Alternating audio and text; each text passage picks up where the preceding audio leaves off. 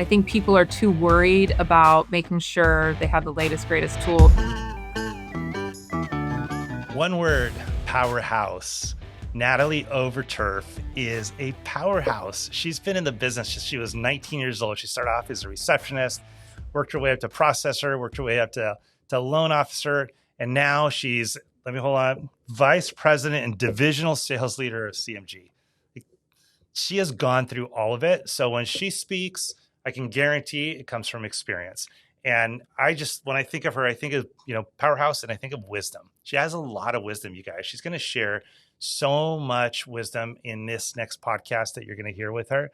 So listen in. She's going to talk about her scripts. She's going to talk about the way that you're supposed to handle your business, the way that you can grow your business. She's going to talk about the single best thing to get business. And it's so easy, but you gotta listen. Here she is. Natalie, thank you for joining me today. How are you? I'm doing fantastic. Thank you for asking. Awesome. So listen, I'm just going to jump right in here and say, who the heck is Natalie Overturf? Well, that's a great question. So I am, today I'm a mother of twin daughters that are 21. They're going to be seniors in college this coming fall, which is just insane that it's going that fast. I've been married for, it'll be 28 years, May 2nd, married to my sweetheart. We live in Coeur d'Alene, Idaho. We've lived here since 2009 is when we moved here. So we live in North Idaho, kind of in the Panhandle, almost to Canada, up here in a little resort town. I started in the business in 1993 and 93. I'm just trying. Yes, 93. I was a college dropout. I had gone to school for 2 years. I graduated pretty young. I graduated at 17 and went to college and just was very poor and wanted to make some money. And so I decided to drop out, save some money, and then had some aspirations to go to college, maybe in Hawaii and maybe, do something different. And then I got a temporary receptionist position at US Bank's mortgage division. And that's how I started in the business, was as a temporary receptionist. And it happened to be, if you remember, I don't know, you're way later than me, I'm pretty sure, if I recall. Yeah, 98. So in the early 90s is when rates had dropped right after, rates had been quite high. And so they were in the mid sevens, mid, 7.25, 7.5, and everybody was refinancing. And so they needed a processor because they were at capacity. So they asked me like 2 weeks after I started if I wanted to move into processing. And I said, will you pay me more money? And they said, yes. It's like, okay, I'll take the job. I'll do it. So that's how I started. And I will never forget, I sat in a bullpen. It was like one of those banking centers, you had the desks. And so I was kind of in the front, and then a processor, an underwriter, and a funder, like we all sat together.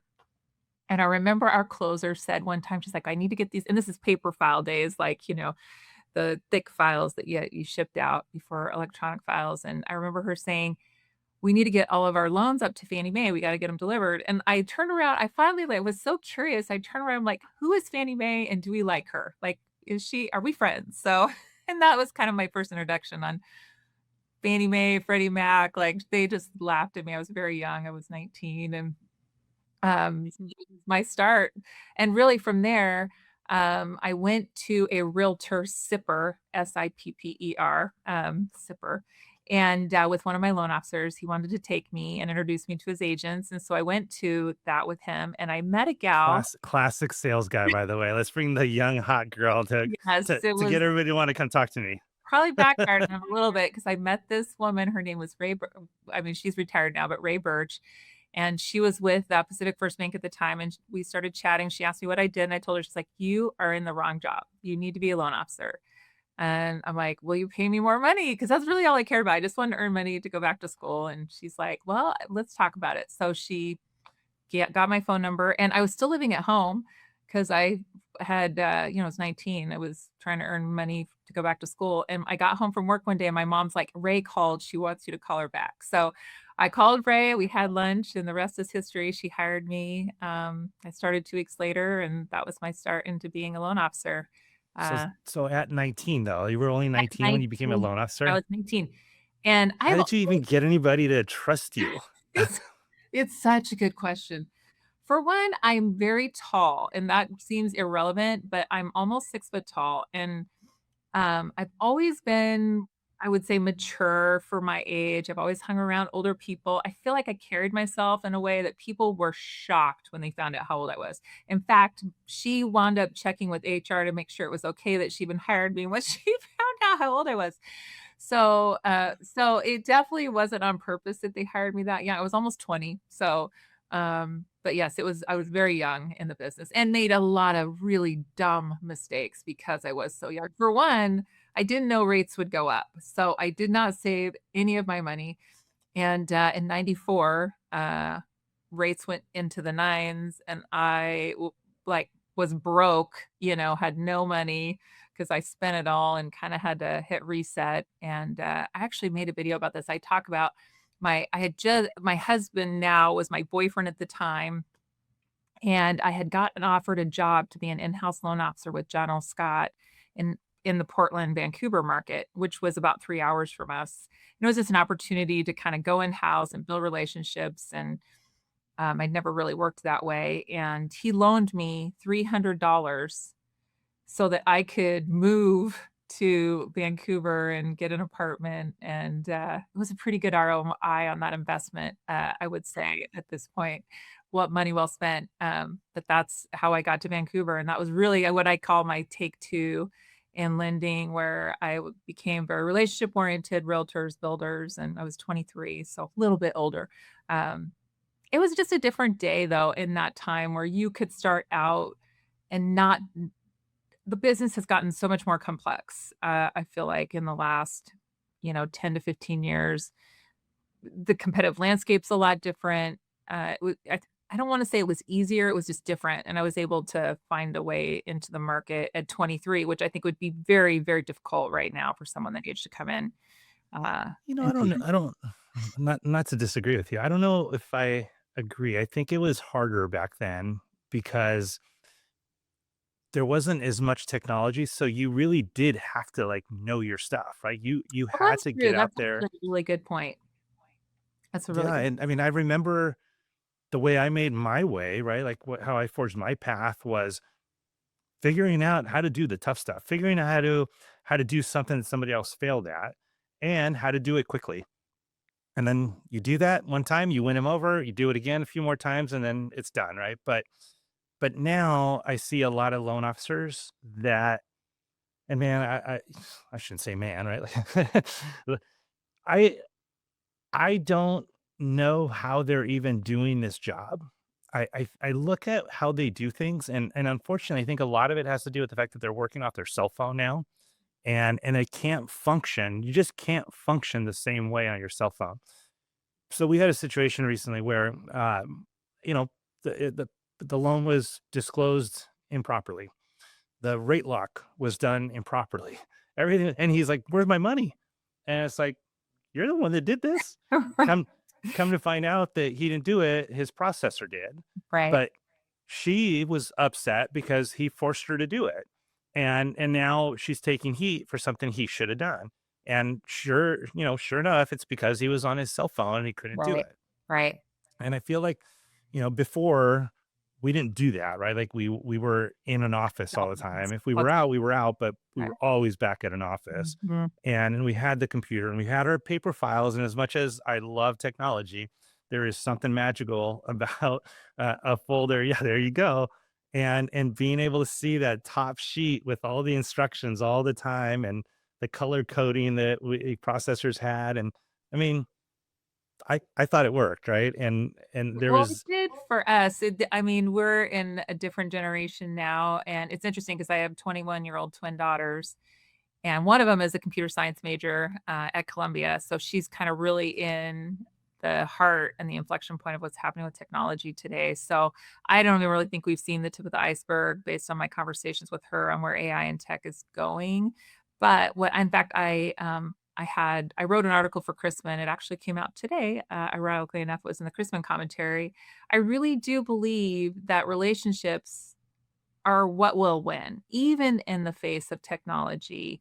And I agree 100% with you. If we're hiding behind our phone, the text messages, the emails, the laptop, you won't be in the business in 2 years and a year. It's gonna become that much harder. We're already starting to see a massive separation between the top and the bottom, and you see it, I'm sure, in your company, right? I mean, I saw Barry Habib put out a stat that showed you just to be in the top 50% of originators, the top half, that bottom metric is 5 million a year. So the very bottom of the top 50% is only doing 5 million a year of volume. So what's that bottom 50% doing, and will they be here? I don't think so.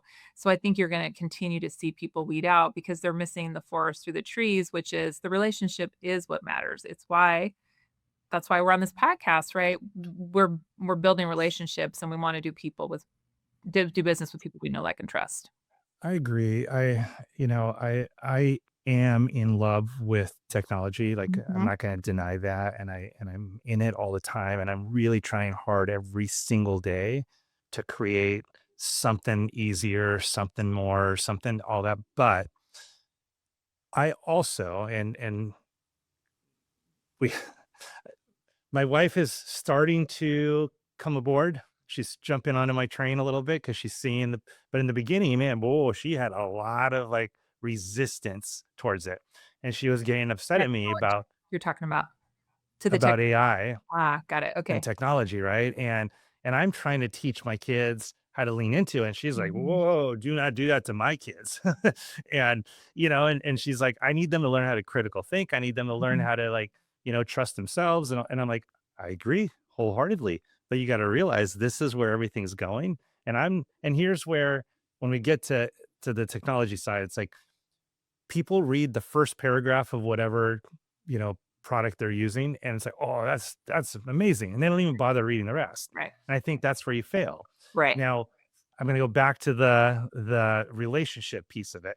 I believe if you learn how to use technology properly, not only can you get way more work done in a shorter period of time, but if you do that, you can also allow yourself a lot more free time to actually focus on relationship. Yes, So we're in I agreement. believe it's a tool that'll give you back the time to focus on one-on-one or groups or family or whatever. I truly, truly believe this is going to be what's going to reverse the entire "I'm so busy" Yes, deal yes. and be able to get people back with their family, back with their kids, Mhm. back with their friends, right? Back to visiting their mom. I We're in mean, agreement there. I do think, but I also think on the other side of that, I think people are too worried about making sure they have the latest, greatest tool because that's almost deflection. It's not what's gonna get you the business. What's gonna get you the business is getting out in front of your real estate agents, your builders, you're calling your past clients in your database. I do a Monday success spotlight call for my team every week, and I usually have 2 to 3 originators come on and share for 5, 10 minutes what they're doing to have success in the market. And not one strategy has anything to do with AI other than teaching classes on how realtors and others can use AI to be more proficient and, have higher productivity. Do I think that'll be the same in a year or 2? I don't think I can say for sure one way or the other, but today, that is not what is getting business. What is unless you're in lead generation shop, and maybe that's different, but true self-source street warriors, we're still needing to be face to face, eye to eye, toe to toe to really build those relationships. And social media is a huge part of that. I'm a big believer in social media. LinkedIn is where I've pretty much gone, for my social media presence, and it's paid a lot of dividends for me and helping me build relationships. I've reached out to you on LinkedIn, right? So, um, it's really paid a lot of dividends for me professionally.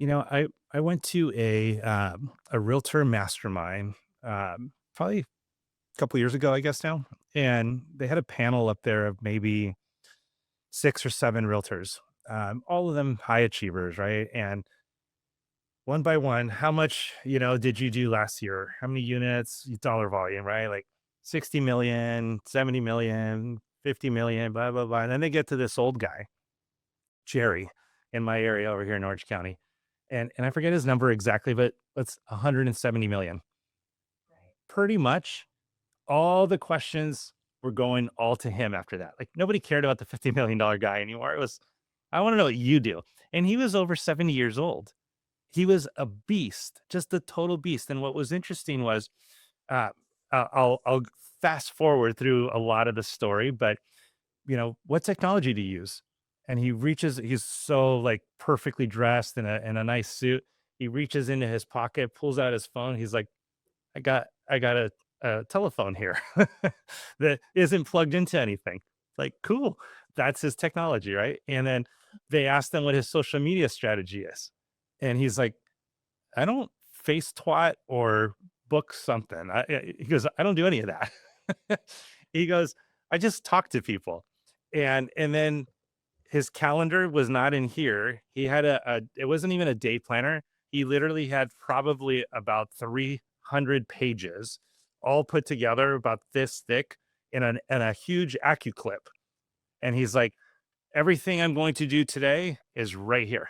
Everything I'm going to do tomorrow is right here.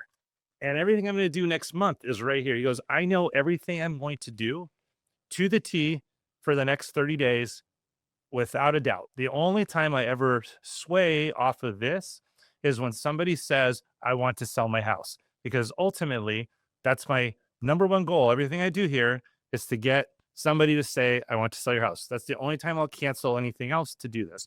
And it got me thinking so much about all of us, right? Like I'm also a failure at this at times, and I'm really good at it at other times, but it's not spending so much time on strategy and campaigns and the workflows and the this and the that. It's like, just pick up the darn phone and make a phone call. That's right. You will achieve so much more, right? Like, and that's old Yes. school, and I don't think that'll ever really change unless you Mm, are more consumer direct, right? You're lead based. that's right. but And there'll always but be a that's place for consumer direct. That's not new. Consumer direct is always, I mean, how long has consumer direct been around? It's been around forever since I've been in the business. So, because they have different strategies, more sophisticated strategies to get to the consumer at this point in time.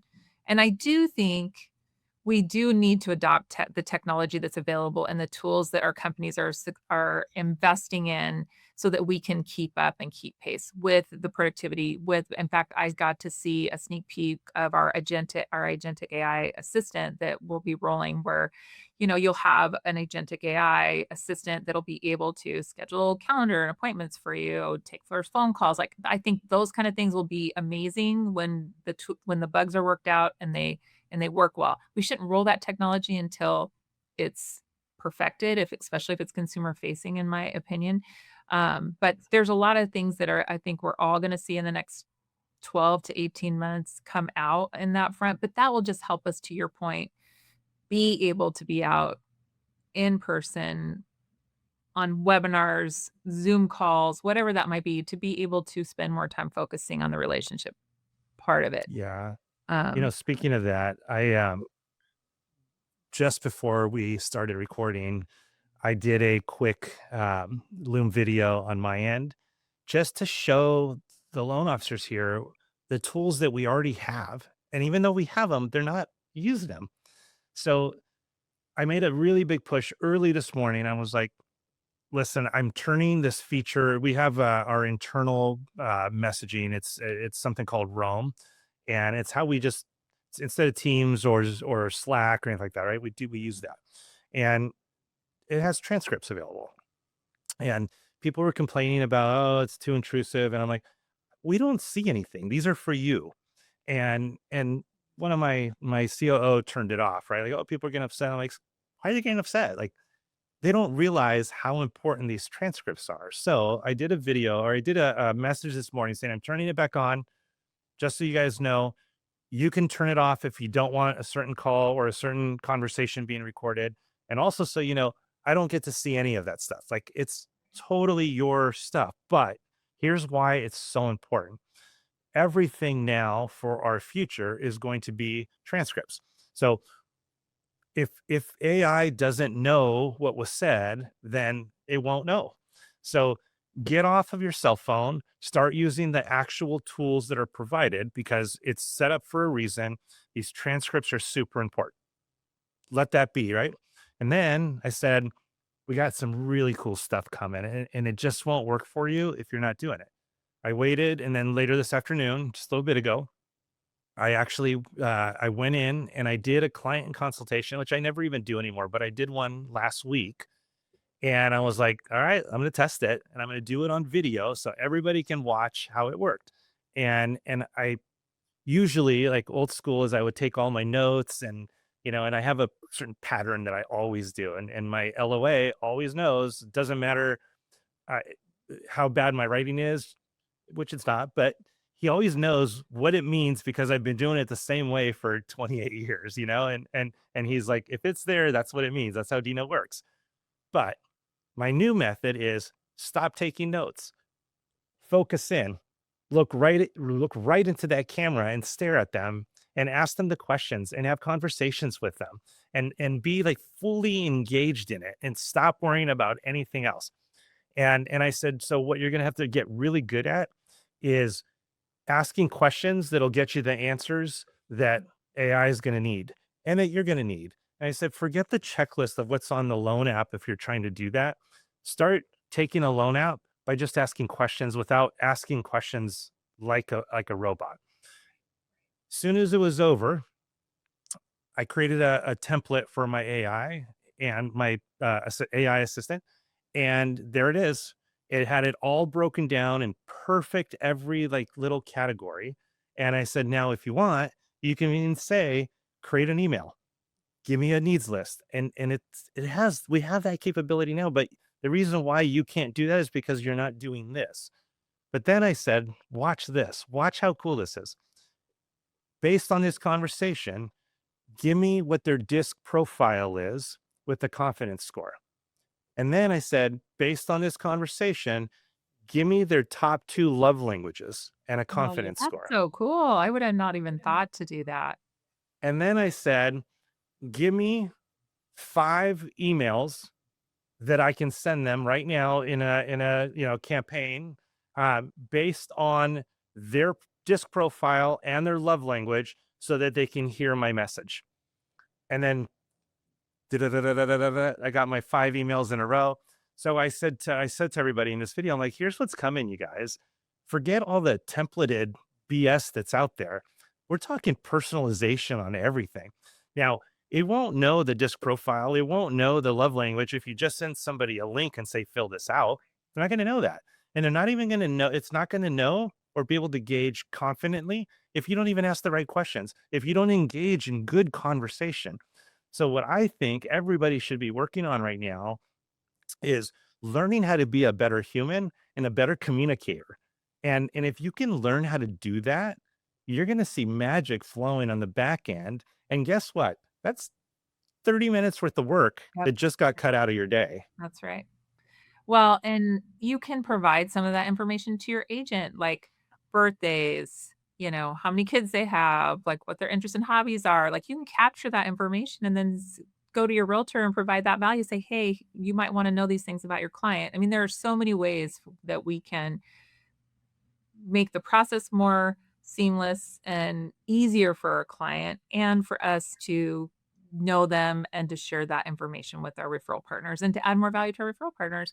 I agree 100%. But once again, they've got to pick up the phone and call their agents and their clients and, not hide behind the tech. But it is, I will say, it's the biggest obstacle right now in our industry when, the average age of originator, I think originators, late 40s, maybe early 50s. I see it kind of bounce around is adoption of technology, right? It will be our challenge. So we have younger people coming in. I have hired some younger originators this last 5 years. I even have one that's in her late 20s and is actually doing quite well. So it's bringing that average age down. They're much more eager to adopt the tools and the tech than some of our my age originators are. It's harder for us because we've done it one way for so long, but it's really critical. As much as I say the relationships matter, you have to have the technology on the other side of it to be relevant.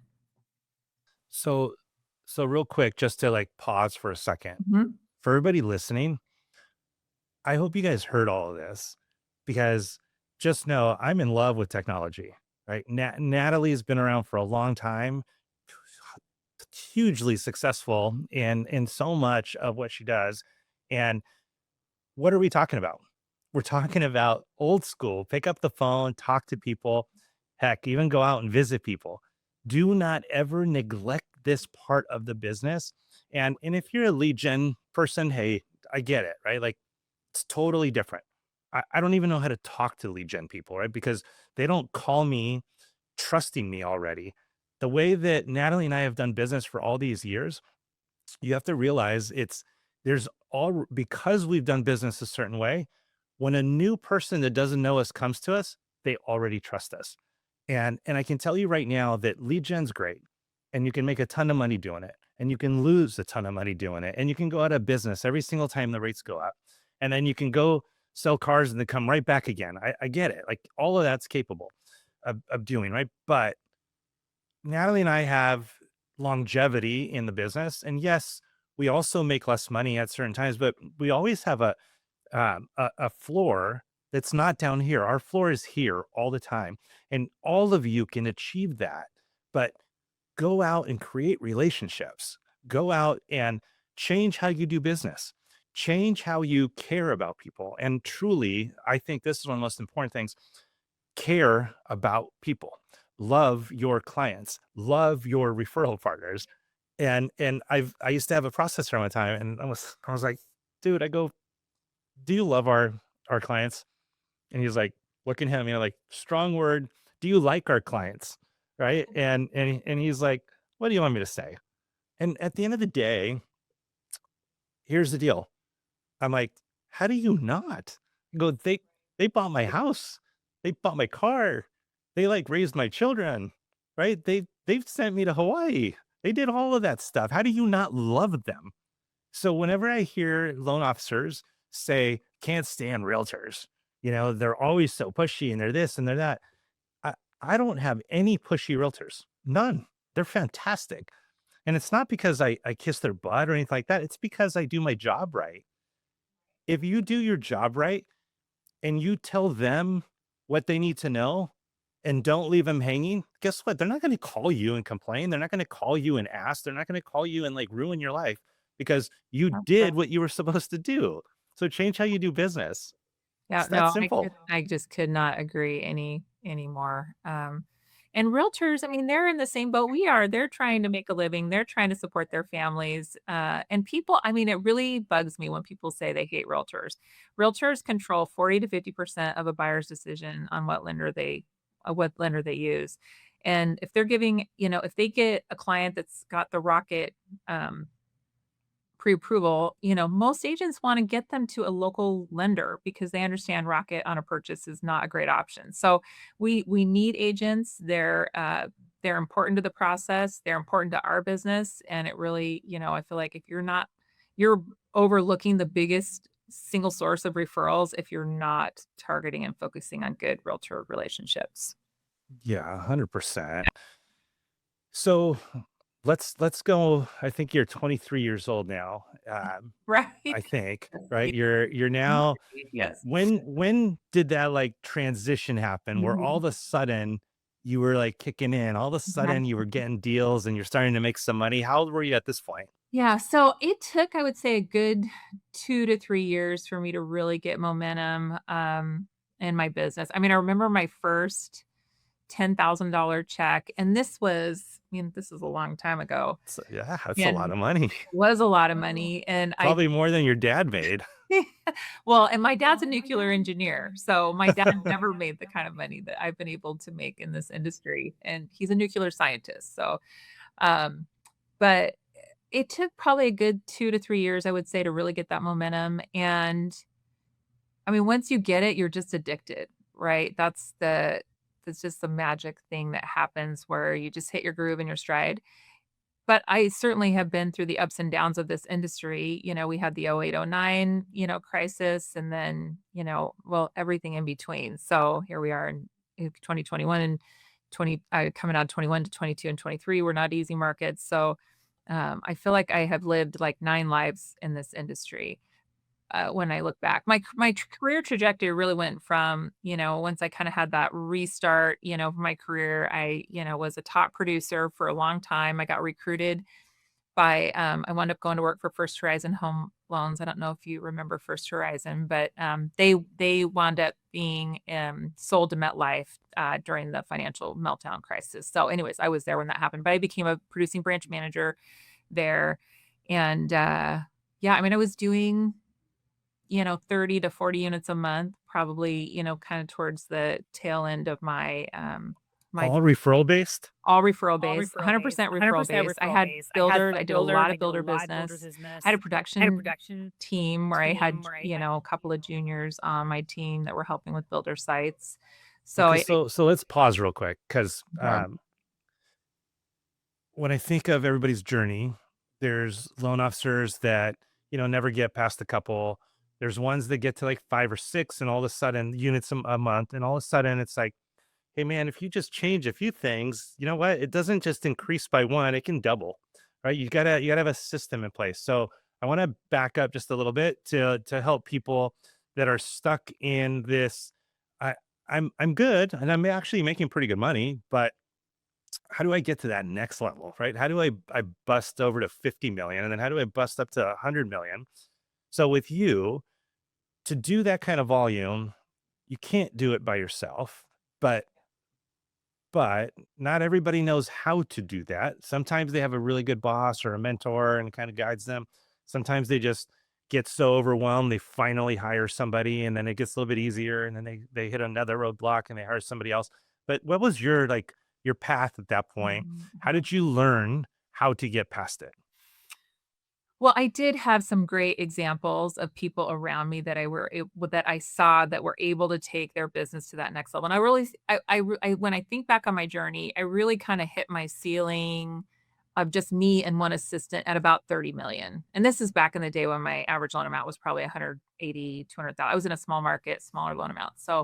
Um, so I had to kind of rethink it. I really went back. I went to a whiteboard and said, "Okay, how can I do this?" Because for one, I had twins. I had babies at home. Was a new mom and with a young family trying to balance that at the same time. And so the hardest thing that I ever had to do was hire a team that I could deploy to be me. And that is the hardest thing for originators, right? Because most of us are very controlling of the business and the client experience, and we don't trust other people to do it the way that we're going to do it. But what I have taught my loan officers since then is number one, they're never going to do it like you do it because they're not you. You have to let go, you have to trust, and you have to know sometimes there will be mess ups. But the best thing I ever did was hired the right team. And you have to do it before you're ready. And that is very difficult for people because they want the company to pay for them to build a team. You have to be willing to invest in yourself. If there's one thing that frustrates me more, probably, and I apologize to my team for anybody who feels like this is directed at them. If they hear this, it's not. This is a very generalized statement, is people who want the company to pay for everything. It's if you want to grow, be willing to invest. I'll meet you there, right? Like this, let's do this together. Give me your plan. How are you going to grow? What is it going to look like? And if we hire a team member, what's the trajectory and the production? But you need to be willing to pay for that. I think Carl White does an excellent job at this when he trains loan officers is, to what you pay for one assistant versus what you earn when you have that person on your team. So I was willing to invest and pay to build my team. So that was probably the biggest thing. And then hiring junior loan officers because the only way I was able to do the volume I was able to do was to have a junior loan officer team where because assistants aren't going to sit builder sites, they're not going to work nights and weekends. Those are 8 to 5. So I really had to build a great team and that's almost harder than finding the right assistant is to find a great junior type team. But they're out there, and I was able to have. I had two really strong juniors on my team that helped me. But had to give up some of my comp to give to them, right, to make that work. So once again, it comes down to investing. It was worth every penny. Every penny. I was able to take vacations, be with my children, not have to work every weekend. You know, make a very good living, and Did you did you ever at any point go and get any kind of coaching? I did. In fact, that was really the turning point for me. Um, after I had my twins, I was a hot mess, and I started coaching with Building Champions. So I would say that was really kind of the turn for me. on how I looked at things. Getting coaching is probably the most impactful thing that people can do. Everybody should get a coach. If you don't have a coach, you're just Yeah. missing out. So I brought that up because number one, you're a coach, which I think is great. And I think you work with Cindy, right? I do work with Um, I've coached with Cindy for a long time. and Cindy's awesome. She was on the show as well. But I'm saying this because I want everybody to pause again just for a minute and take this as well. Even if you think you can't afford it, I can honestly say you have to figure out how to afford it. That's right. You It's can't not uh, afford it. You can't you not afford it. cannot afford it. Yeah, it's really for me, and I think Natalie's saying the same thing. It was such a turning point. It was just such a turning point. Already, like I was fortunate enough that I think it was like 2 years in, I went to my first seminar. Joe Stump by referral only. Oh, I went to Joe Stubbs. I did.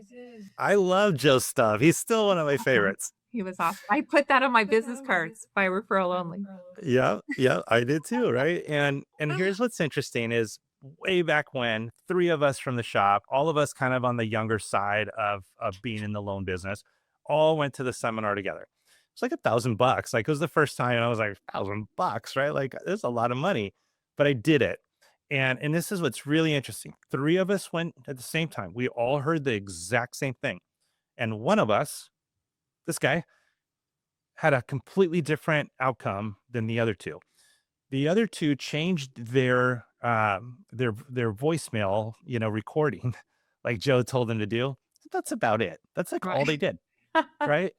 Right. It's mind-boggling to me how you can sit and learn Yeah. so much valuable information and you go and do nothing about it, right? So, you guys listening right now, my gosh, right? Seek coaching. Always seek wisdom. Like just seek wisdom constantly. Read books, get mentors, and get coaching. And I promise you, like that's one thing. If you don't have a good coach, hey, it's like picking a bad wife. Okay. Move Eh, on. There's lots of coaches. yeah, There's lots of different I am a big there fan is. of all there's so many great Southwest Consulting, Building Champions, Cindy's, the Defining Different. There's so many great coaching companies out there. And there's your personality. Whatever your personality is, okay, go find the right coach for you. I In mean, fact, I yeah, had just hired a new coach. I'm still coaching with Cindy, but I'm getting coached on LinkedIn, some leadership, branding, exec level stuff, because I know for me to get better at that, I've got to have a coach. So, who uh, so out of curiosity, who's this with? Rich Swerbinski, I think how you say it. So he's based out of Ohio. Awesome guy, and he's a coach, and that's what he coaches on. So, um, and I So I'm found gonna, I'm gonna throw a little I'm gonna throw a little shout out to mine. So I just started coaching again. And I even coach people, right? But it's like, all right, I'm gonna go get a little coaching because you know why? In my role now, I don't need to learn how to do loans better, and I don't need to learn how to have that system because it's great. I love my system. I'm still doing loans, and I never even talk to people anymore, rarely. But growing a company is a completely different ballgame. So I've been reading a lot of books on that kind of leadership, and then I was trying to figure out how to recruit better. And I got to tell you, recruiting's tough. It's really hard, right? So I ended up joining. I don't know if you know, but like Richard Milligan and Amir Syed. Richard's great, and him and Amir. There you go. They came together and formed a group, part of Go Coaching, which is Amir's platform. And they came together and they have a leadership recruiting thing. It's just solely on recruiting. And I'm telling you right now, guys, like I, I know a lot. I have a lot of wisdom, but I don't have enough. Can never have enough. So I went and I'm learning. And I've learned so much from these two guys. It's Richard is incredible. an incredible coach. I hired Richard in 2020 to be my recruiting coach because I needed help with growth. I felt stalled, and I saw him on LinkedIn once again. I signed up for his free, 30-minute consult call and hired him on the spot. And then COVID happened, and the whole world shut down like 2 weeks later. So I wound up coaching with Richard through that entire time, and it was invaluable because I was having to learn how to recruit from a remote environment where I could not meet people. And I actually hired a lot of people during that 2-year period of time because of coaching with Richard. And to your point, I think mastery is, they say 10,000 hours. There does come a point where you feel like you've hit mastery, and so I like working with different coaches to help me build mastery around different things. It keeps it fun and exciting for me, and so that's why I'm coaching with Rich. I've coached with Richard, um, and just meeting new people that have different perspectives is so invaluable. Yeah. 100%. I had a mentor that told me he had 6 coaches, and he's like, Never "And had I got 6. a box." I've What's had that? 3 at one time. I've Really? never had 3? well, 'cause I had a Yeah. coach, I had a personal trainer, I had Richard, and I had Cindy all at one time, so that's the most Okay. yeah. Well, he also had a guitar coach and a boxing coach and a personal trainer, and he had all these different coaches, right? He's like, "Man, coaches are the best." He goes, "You always go find somebody that knows how to do something better than you. Just how you get better at it." So, lesson number 2, everybody, go get a coach, or if you can't truly afford it, start reading more books. Start calling more people, right? Go ask people if you can just if they can be your mentor. Just ask them. I bet you anything there's a plenty of wise people out there that are really great and they have a good heart. And all they want to do when they get to this level is actually give back. I remember, I'm going to tell a quick story. I used to work with Josh Metal. Do you know Josh Metal? I know Josh, he was in my master's coach when I with Building Champions. I know Josh Okay. really well, we're good friends. He is such a stud. And he was Total. always the top guy at the company I was at. Always. I was like, all right, I know he's good looking and has a great head of Well, hair, but he's come got on. genetics, he looks like he's successful. He's the quarterback, I will send this recording to him so he cracked such a good But dude. it's like, come on, dude, how do you use so Humble. many loans? Yeah, Jeez. yeah. So, you know what I did is I called him one time and I said, "Hey, can you make some time for me? I just want to pick your brain." And of course he did. And I just asked him all these questions. He told me about everything he did. And you know what? I'm like, I do the majority of those things, but I don't do as many loans. But there was one thing that he did that I didn't do, and that was that one thing, and all that was, he said, "Every day between 8 and 10 a.m., I c go in my office, I close my door, put my cell phone in the drawer, and I make calls. I make calls, and I make calls, and I make calls every single day. I do that for 2 hours." And I'm like, "That's a discipline. That's a discipline that I don't have." So, I said, "I'm gonna do it." Guess what? It took me probably 2 weeks just to organize myself and get my list together and do all that. And I'm just like, gosh, why is this so difficult? And it goes back to our initial conversation about just pick up the darn phone and make a phone call, right? So I finally did it. And I made $25,000 that day. I mean, Yeah. like, come on. Think about if every loan officer would make 2 hours worth of calls every single day, it would change their life. It would change their life. Most people are not willing to do it for, whatever that is for you. I don't know, but ask yourself, what is that for you? uh, that you're not willing to do those things. And that really is what the separating factor is right now when you look at the divide that is happening is the people willing to execute over the people who just want to coast. And like I said, I'm not trying to be judgmental. I'm holding no judgment around this. Everybody is different, but people want to know, like, you look at the difference. I mean, Danny Meyer on my team last month closed, I want to say 50 million personal, and he doesn't have a team. This is just Danny and his assistant. Like, 1 month, last month in March. Brady Thomas, who works for me, in Oakland, closed 35 million last month. Uh, just himself and he's got assistants on his team. And then I have loan officers that closed 2 or 3 loans last month, and so, like, you hold that up, like, here and here, what is the separating factor there? And it does come down to execution and discipline. There really are not a lot of secrets. How people execute on strategies is different, but I guarantee you if every loan officer that's listening to this decided to put their phone in a drawer for 2 hours from 8 to 10 and do nothing but make phone calls, after 3 months, they probably would have a pretty good pipeline. They I would would. And I can tell you what would happen though. They would get so busy that they would stop doing that and they would start handling their business. And then 3 months later, they would do this and then go, "Oh, I gotta start doing," and then they do this. And that is like the killer, man. That is like, come on, you guys. Like, you got to have a system now, and it has to cover all aspects of the business before, during, and after. And I know it's not easy to just do all of it, but start with the before, because without the before, you get no during and you get no after, right? And then work your system in the during part and make sure everybody has an incredible experience so that you can feel like you can have a good after. Because if you don't have a good experience, you really should just forget it, like let it go. But if you can give them a great experience, then now they're your client for life. And then have a system in the after campaign that keeps in touch with them. I mean, for me, it was I have a gifting program that I do, and it's 13 gifts by the time they have their 1 year anniversary. From the time they start and get pre-approved to funding, 13 gifts.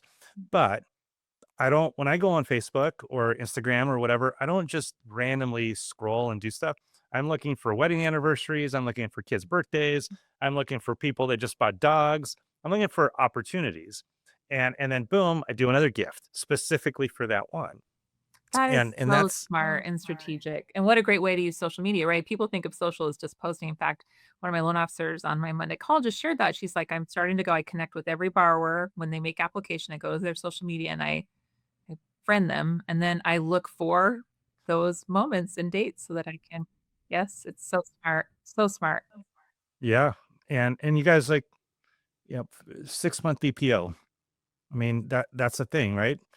You gotta so this is interesting. Just recently we had an EPO and I asked the loan officer his process. Like, tell me what you do. And sure enough, didn't do anything that he should be doing. And I took it as my fault. Like, why is he not? If I know better, how come he doesn't know better? So I said, I'm going to teach you what I do.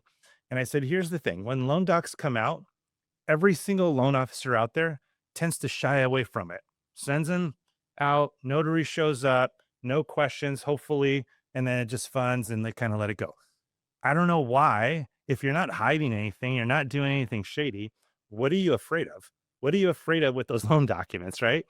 So I told him, I said, listen, just do a Loom video, line up the loan documents, record first a big shot of just you talking right into the camera, staring right at it, letting them know, okay, we did it. We're at the finish line. And I know up until now, I've been telling you none of this stuff is important. It's just disclosures, but this is you signing your life away. So I want to make sure that you understand exactly what you're signing. So here, and then I flip the camera and it's on the screen now. And I start at the note. I'm like, this document, one of the most important documents. And I go through, this is your loan amount, this is your interest rate, and this is says it's a 30-year fixed. And then the magic number, I think it's number 4 or 5, the magic one sentence. You have the right to make payments of principal at any time before they are due. Go and I highlight it and I say, this basically states that there is no prepayment penalty. So you're golden. However, I want to ask you for one favor. If you pay this loan off in less than 6 months, then the bank comes back and fines me for their losses. So if you win the lotto, throw me a bone and maybe just wait 6 months That's before you that's pay off the house. funny. That's a But great more realistically, I said, if the rates were to drop, I get it. You should be refinancing. And I would never want you to miss out on an opportunity just because of me. So here's all I ask. If the rates were to drop and it was enough to say it was worth refinancing, come back to me. Let's make sure I get this all set up. And let's just say we were 3 months in and we had 3 more months to go. Here's what I'm going to do for you. I'm going to go ahead and grab this. I'm going to lock in that rate for 90 days to make sure that you're completely covered. And whatever that cost is per month that you're giving up, I'm going to go ahead and just give you that money personally. Oh, that's That so I would rather give smart. you that $200 a month than give the bank the thousands of dollars that they're going to fine me for doing this. So if I can just ask you that one favor, I'd really appreciate it. I don't ever get EPOs ever. Right, right. It's a simple little thing, you guys. It's part of a system. It's a process, right? So super valuable. If you guys are listening, you should always be in front of something and never behind it. Yeah, that's great. That's great. Very sage advice. And people would save themselves some money if they would adopt that strategy for sure. Uh, and Um, And then sure enough, you guys, hey, if 6 month is the EPO period, how about you set yourself a reminder at the 5 month mark? Time to check in. Yeah, Let's that's see how we're doing. yep, Are we that's close yeah. to refinance? If we are, let's get it set up. Right. And then what do you do at the 1 year anniversary?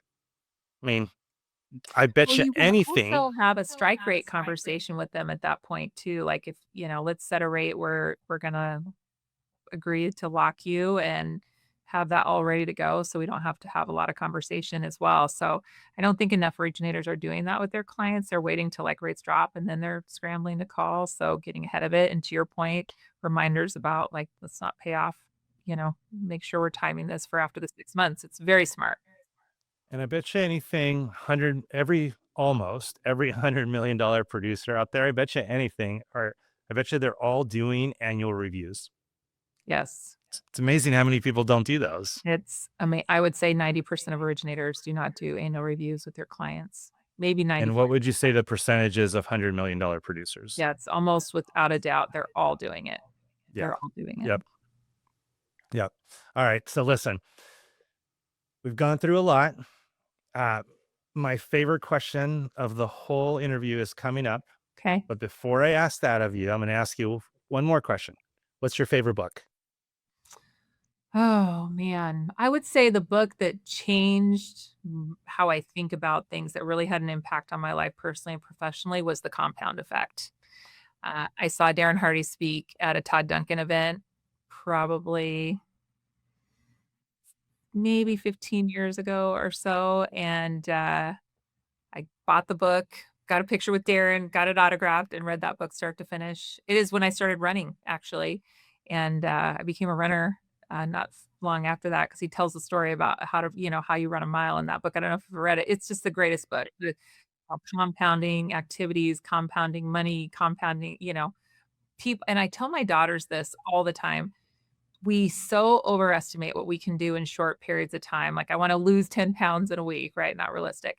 But we underestimate what we can do over longer stretches of time.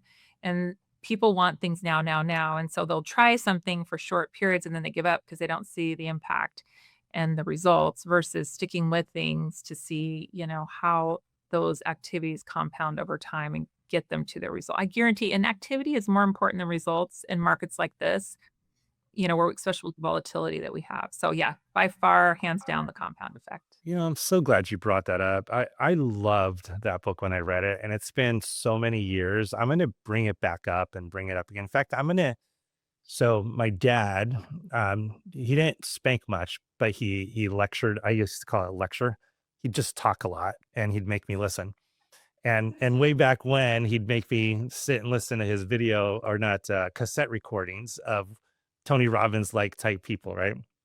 I thank him now because I'm like, I love that stuff. And that's why I'm so optimistic all the time because he put that into my mind so long ago. So I'm gonna start doing it with my kids at a higher level now. I'm gonna go get the compound effect and I'm actually gonna make them listen to it every single night with me. So thank you for that. But now next question. It's my favorite question. If I took you and I dropped you off somewhere in the United States, let's just call it Indiana, unless you know people in Indiana, I might drop you off in Iowa then. And I told you you cannot see your family or talk to them until you make $1 million doing loans. You know everything you know about loans. You have all the knowledge and the wisdom, but you don't know anybody and you don't have a lot of money. You have just enough to cover your bills and maybe try a few things, right? But tell me how you're going to make $1 million. Well, to me, that's actually an easy question. I would teach classes. I would go out and educate realtors and do events and the one-to-many strategy. I'd use social media, I'd use webinars. I would get in front of as many people as I could at one time and get to know people. That's how I would do it. It's not enough for me. You're going to have to tell Ah, me a little bit more. a It's little a bit. million bucks. It's a Yeah. million bucks. You got to give everybody listening some more details, some more Uh, meat. well, for I think today we live in a time that you do have an advantage. I think social media is probably the single best equalizer that's ever happened where we can compete with the big brands and the big boxes and the big banks and we can humanize it. So to me, it's education, scaling, using social media for branding, putting yourself out there really 24/7. I mean, really is what it's about. It's getting out and getting in front of as many people as you absolutely can. And I truly believe that that strategy works because I've seen people do it and have really pretty phenomenal results. So Um, it would definitely be one of my strategies if I had to do it, but I'm gonna put your feet to the fire just a little bit.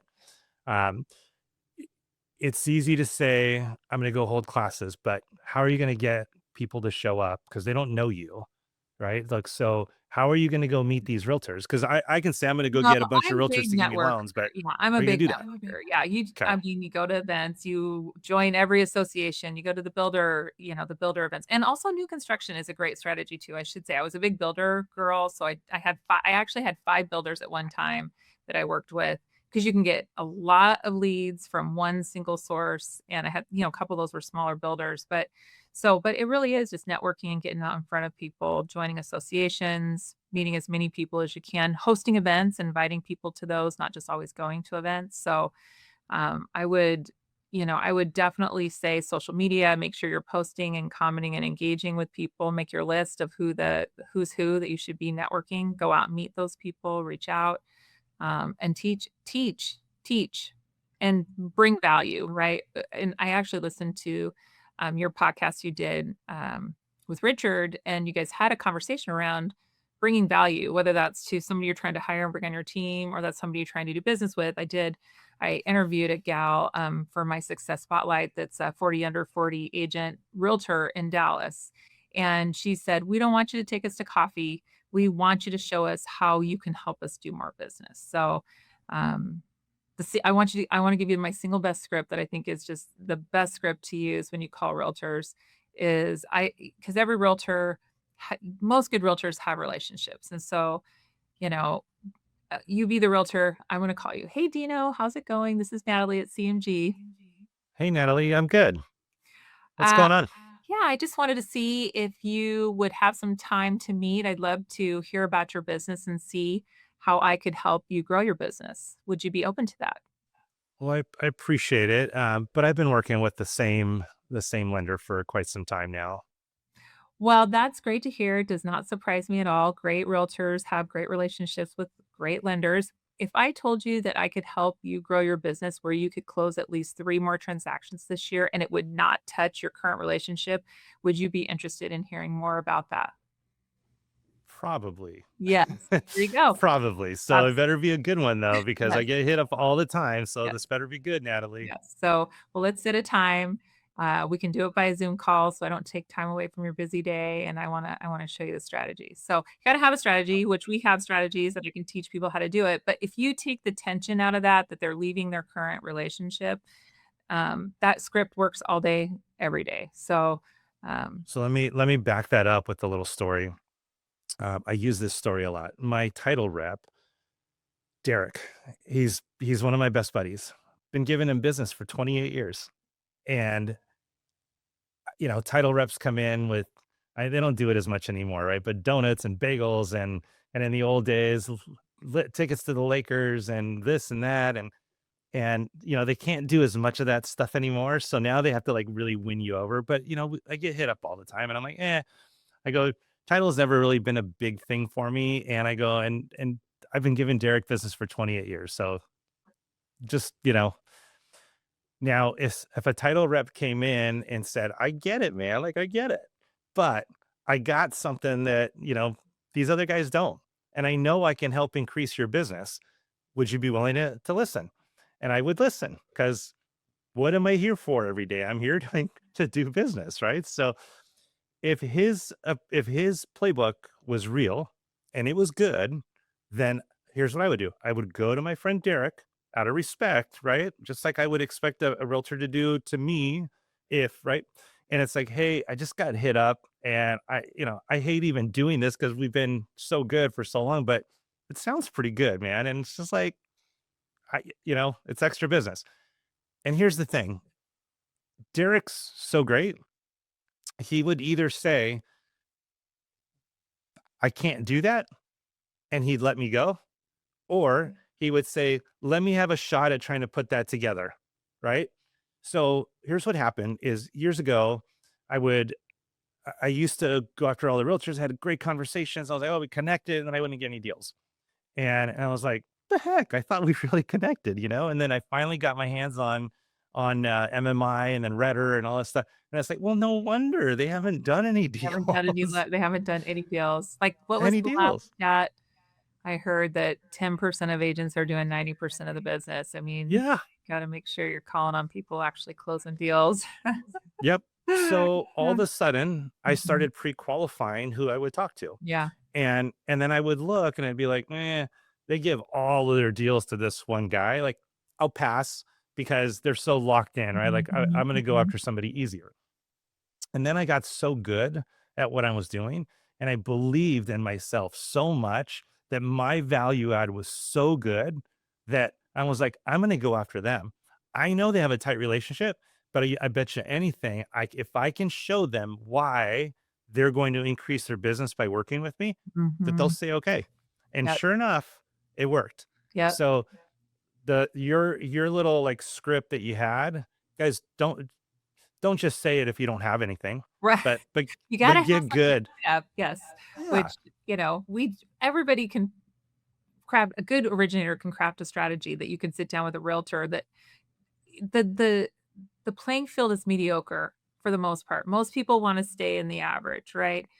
You just have to do a couple of things really well to really rise above where most people are sitting today is honestly the truth.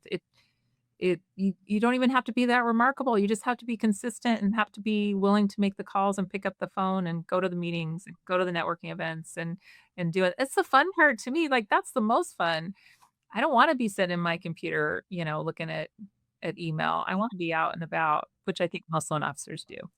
When I was younger, I tried so many different things, right? I mean, one of them was like, "Hey, let me organize your database because it's not even organized, right? Like you don't have a CRM. Let me put one together for you. I'll do the work. And then let me help create a strategy that we can re-engage with all these people. I can even call them for you, or you can call someone, I can call someone, we can do it together." And that was a value add. And I got some realtors to say, sure. Others were like, nah, I'm good, right? But I got some. And then I tried another technique and I was like, hey, if I can do this and got a couple more, right? And then it was like, how about open houses? I'll go to open houses with you. And then sure enough, like, I mean, they only get one person that wants to buy that house. And maybe I get that one person, but I can help cultivate more leads to help you get more buyers from all these people, right? So there's so many things you guys can I do. call that the And cash to treasure strategy, right? You go to the realtor and say, "I wanna take your cold leads and things you don't know what to do with, and let me cultivate and market to them and keep them warm until they're ready," right? Maybe it's credit, maybe it's down payment, maybe it's, they're just not ready yet. So that I love that strategy, and I think it's just such a missed opportunity for loan officers. Like, most people are competing for that small 5% of the buyer that's doing something right now versus who are all the people that aren't ready yet? Because the buying cycle is so much longer now. I think it's like people start looking, it's 18 months typically on average people between first starting to look to when they actually buy a house. So that's a really good strategy. and and you guys, one thing I see way too many loan officers that aren't good at their trade. Like truly, they don't even understand it well enough to be doing this. And they lean on the company, they lean on their processors, they lean on the systems, and that's great that you have all that. But spend some time getting good at this. Spend some time understanding the ins and outs of how the loans work and all the games you can play on how to do better. I'll give you one quick example, and then we'll start wrapping all this stuff up. One quick example: a loan, and I keep saying loan officer, but I have a really big thing in our company about a loan officer has a job, and a mortgage advisor has a career, and you want to be a mortgage advisor. That's longevity, right? That's that next step up from everybody else. So simple, very simple little thing. If you get a client who qualifies and everything's wonderful, and he's got a 739 credit score, getting a good rate, he's getting a good everything. He qualifies for what he wants. A loan officer gives us his pre-approval and says you're good. A mortgage advisor says you're 1 point away from something just a little bit better. I've analyzed your credit report. Here's if you just paid off this one credit card, your credit score will jump up over 740. And that 1 point gets you this. And oh, by the way, if you got somebody that's got PMI, that 1 point also doesn't just get you a better interest rate, it gets you a lower PMI factor. That's a good mortgage advisor. You do that, I guarantee you're going to get referrals from everybody involved in this whole piece, right? And you'll have that client forever. Be a mortgage advisor. Get good at your job. If you didn't even know that happened, you got some learning to do, right? I mean, One last geez. thing on Anyways, getting people, getting leads, I guess, or converting clients. I heard a stat yesterday, and this is the second time I've heard it. 89% of buyers go with the first person they talk to. Regardless of rate, regardless of who it is, if they call you and they don't get a hold of you and they call someone else and get a hold of them first, more than likely they're going to go with that person. So answer your phone. Answer your phone.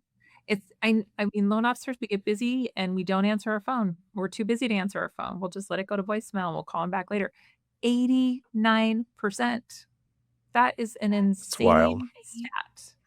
That's Insane wild. stat. And So answer your phone or get somebody to answer it for you if you are too busy. so you're at CMG, you guys have a lot more like systems in place, and you guys have a lot more like, rules and all that stuff. Um, on the broker side, it's a little bit more wild, wild west. Yeah. And loan officers get to do whatever they want. One of my biggest things is I'm like, get off your damn cell phone and get onto a phone system. Because with the phone system, it can ring to different people, it can ring to everybody at the same time. There's workflow, you guys. Like workflow is so important. And this will not work long term. It won't work. And if you go on vacation, do you really want this to keep ringing, or do you want your team? If you don't have a team right now and you're fine with that, okay, whatever. If you're only doing one loan a month, okay, whatever. But if you have aspirations to do more than that, start now. Start with having a real system in place. And that includes getting off your cell phone. By the way, you can still use a phone system on your cell phone. It's just an app. It's just a different app. That's right. All right. Thank you Yeah, very much for coming of on. It course. was such a pleasure talking to you Yes, and we getting could to go know on you and better. on. I feel like we could just keep talking for another hour. I appreciate it. This has been so awesome.